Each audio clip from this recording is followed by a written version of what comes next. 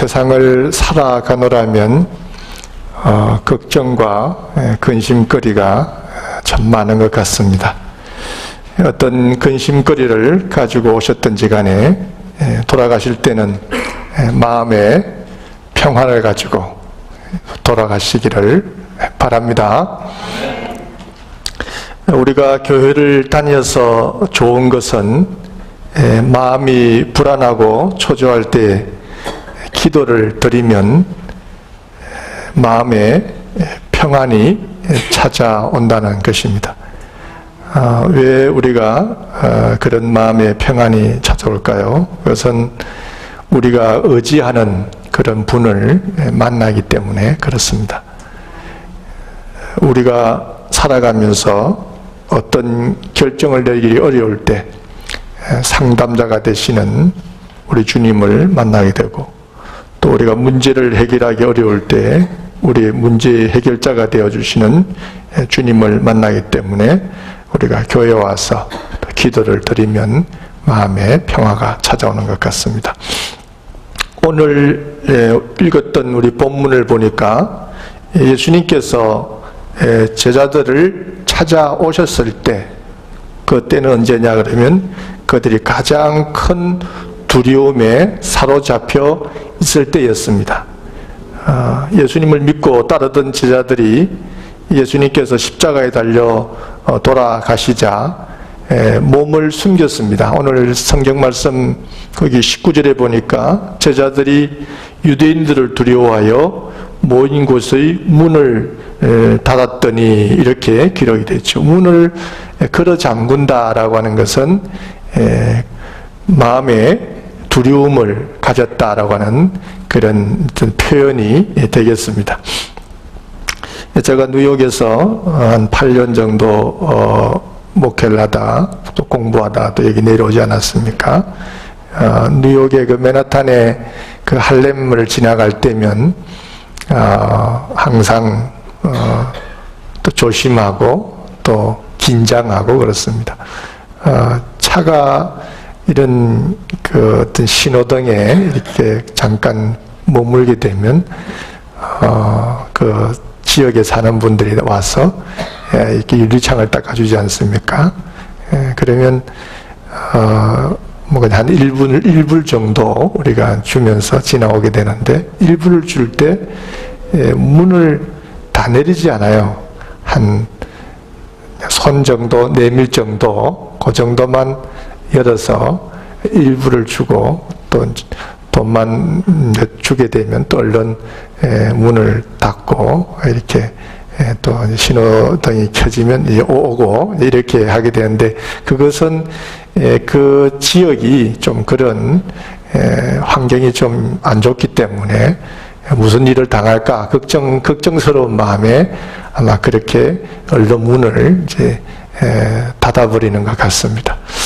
이 성경에 보면 제자들이 지금 문을 걸어 잠궜다라고 하는 것은 상당히 두려움에 지금 떨고 있었다라고 하는 것인데, 그런 두려움 속에 있을 때 예수님이 그들을 찾아오셨습니다. 그리고 그들에게 하신 말씀이 너희에게 평강이 있을지어다 이렇게 말씀하셨어요.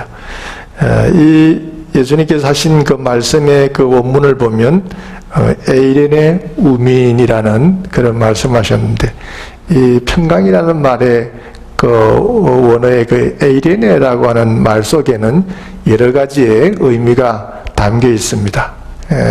다툼이 없는 상태, 또 사람과 더불어서 이렇게 함께 지낼 수 있는 그런 평화, 또 모든 위협이 제거된 그런 평안을 얘기할 때 이레네 이렇게 얘기를 합니다.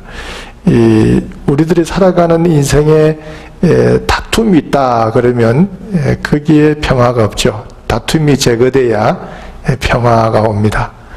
또 사람들과의 관계에서도 불편한 일들이 생기면 우리가 돈이 많아도 우리의 마음의 평화가 없어지고, 좋은 음식을 먹어도 마음이 불편하고 그렇습니다. 그래서 다툼이 없이 이렇게 살아갈 때 행복이 있고 평안이 있는 것이죠. 예수님께서 평안이 있을지어다 라고 말씀하셨을 때는 이런 여러 가지의 모든 위협이 다 제거된 상태의 평안을 가지라는 그런 의미로 예수님께서 제자들에게 말씀을 해주셨습니다. 경제적으로 위협을 받는다든지 또 건강에 위협을 받는다든지 우리 목숨이 위협을 받는다든지 이럴 때는 우리에게는 평화가 없는 거죠. 그래서 예수님께서 제자들에게 평안이 있을지어다 이렇게 말씀하셨는데 이런 모든 그죠? 이런 것들이 다 제거된 상태에서 진정한 평안을 가져라는 이런 말씀을 제자들에게 해 주셨습니다. 이 평화라고 하는 것, 이것은 정말 우리의 마음에 언제 찾아올까? 그죠? 오늘 성경을 보니까 살아계신 주님에 대한 확신이 있을 때, 그죠? 그때 우리 마음에 평화가 찾아오는 것 같습니다. 성경에 보면 예수님께서 제자들에게 평강이 있을지어다 라고 말씀을 하셨을 때 그들이 평강을 가졌냐 하면 가진 건 아니에요. 예수님의 손과 옆구리를 제자들이 보고 나서야 그들이 기뻐하며 평강을 가졌습니다. 20절에 보면 이 말씀을 하시고 손과 옆구리를 보이시니 제자들이 주를 보고 기뻐하더라. 예수님에 대한 그 살아계심에 대한 확신을 갖고 난 다음에 그들이 기뻐하고 평강을 가졌다고 하는 거죠. 우리도 신앙생활할 때 이 예수님의 손과 옆구리를 늘 우리가 보아야 됩니다. 우리 신앙생활에는 객관적인 신앙과 주관적인 그런 신앙이 있습니다. 객관적인 신앙이라고 하는 것은 하나님에 대한 지식을 갖는 것이죠. 우리가 성경 공부를 하면 하나님이 어떤 분이신가 공부를 할 때 하나님은 전지전능하시고 또 무소부재하시고 또 하나님은 사랑이 많은 분이시다. 이런 것을 우리가 배우게 되죠. 그래서 하나님은 능력이 많으시고 못하는 것이 없으시고 사랑이 많은 그런 분이시기 때문에 그분 안에서 모든 어떤 문제나 그런 죄에 대한 것도 예수님을 통하여 또 하나님을 통하여 해결된다라고 하는 것을 우리가 지식을 통해서 배우게 되는 겁니다. 그런데 주관적인 신앙이라고 하는 것은 그러한 하나님이 바로 나의 하나님이 되어주는 것이죠. 내가 어려울 때 그 능력의 하나님을 통해서 도움을 받는다고 한다면 이런 객관적인 신앙에서 주관적인 신앙으로 바뀌게 되는 것입니다. 이 주관적 신앙이 참 중요한데요. 중국 선교를 통해서 일생을 바쳤던 허드슨 테일러가 선교를 시작했지만 큰 성과가 없었습니다. 그래서 굉장한 시리와 좌절 속에 빠져 있었는데요. 하루는 이 성경을 읽으면서 깊은 묵상을 하는데 거기에서 성경 구절 하나를 통해서 주의 음성을 듣게 됩니다. 히브리서 13장 5절을 읽다가 거기서 주의 음성을 듣는데요. 내가 너를 버리지 아니하며 떠나지 아니하리라. 이 허드슨 테일러는 그때만 해도 선교가 잘 안 되니까 하나님이 나를 버리셨나? 나를 떠나셨나? 내가 이제 선교를 접어야 되나? 이런 갈등을 하면서 고민을 하고 있었는데 그 성경 구절을 읽으면서 이 내가 너를 버리지 아니하리라 떠나지 아니하리라는 그 말씀이 주님의 음성으로 와닿았습니다. 그래서 하나님이 나를 떠나지 아니하셨구나, 버리지 아니하셨구나 이것을 느끼고 그 이후에 힘을 내어서 전도에 최선을 다했다는 그런 말씀이 있습니다.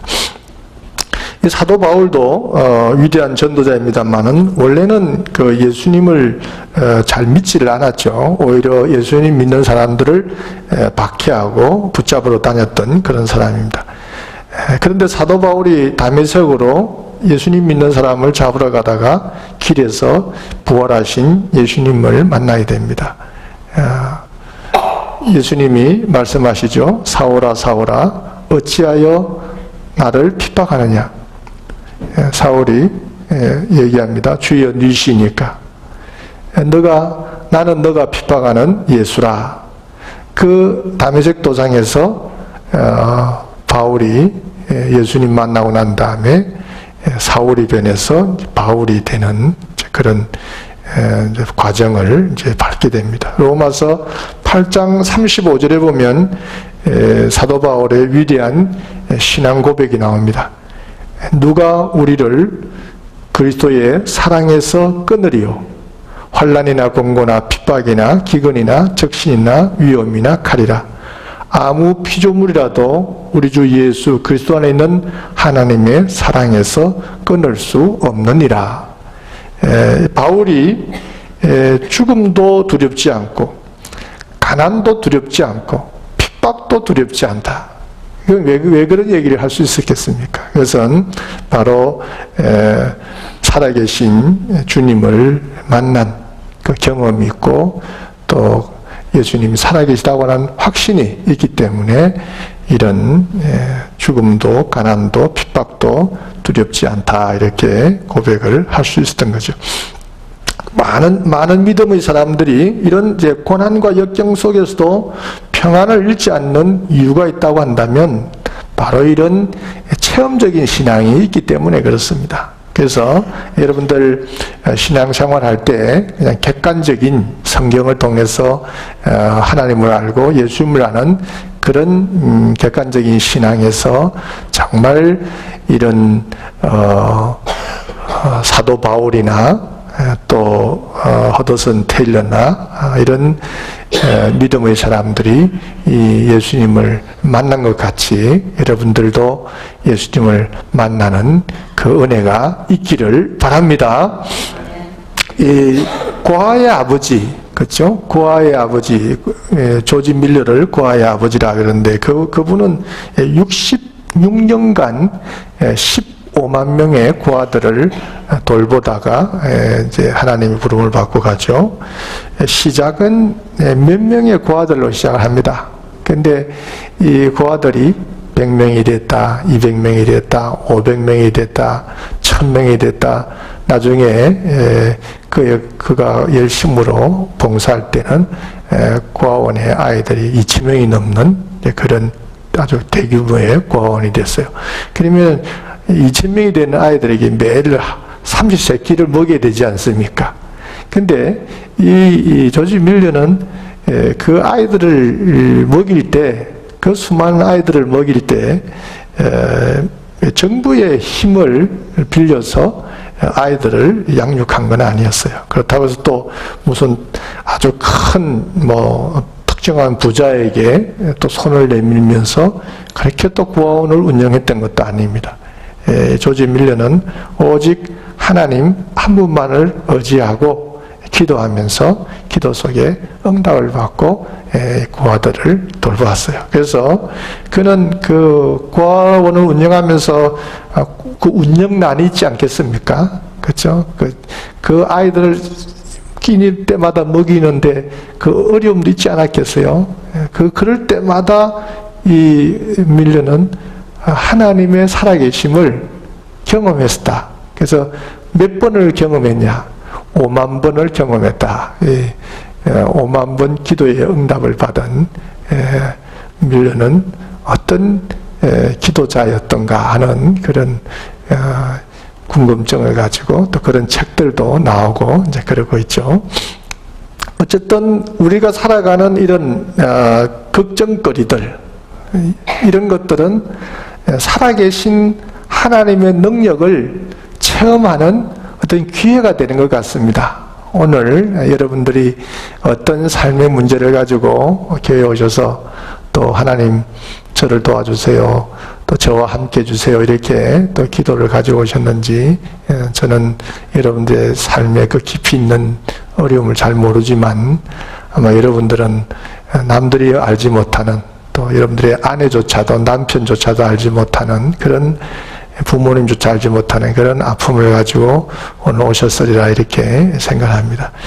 어려운 일을 만났다면 그 어려운 시간이 살아계신 하나님을 만나는 또 좋은 기회가 된다는 것을 생각하면서 그것을 통해서 여러분들의 신앙이 객관적이었던 신앙이 좀 더 주관적인 신앙으로 좀 더 체험적인 신앙으로 바뀌어지시기를 바랍니다.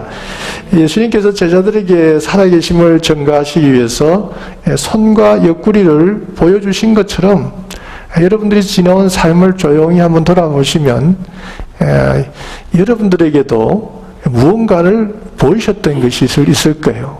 밀려는 나는 주님이 내게 보이신 것이 5만 번이나 되었다. 그렇게 고백을 했습니다마는 분명히 여러분들에게도 주님이 보여주셨던 그런 것들이 있으리라 그렇게 생각을 합니다.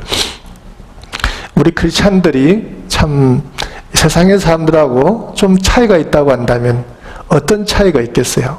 세상의 사람들은 어려운 일을 만나면 걱정 근심을 가지고 살아갑니다. 그런데 우리 크리스찬들은 기도를 드리잖아요. 그렇죠? 기도를 드리면 기도 속에서 주님의 음성을 듣고 또 기도 속에서 지나온 날 속에 하나님 내게 어떻게 개입하시고 나를 도우셨던가 하는 것들을 회상하면서 우리가 그 살아계신 주님을 하나님을 기도 속에서 다시 만나고 또 우리의 신앙을 회복하고 그렇게 되는 것 같습니다.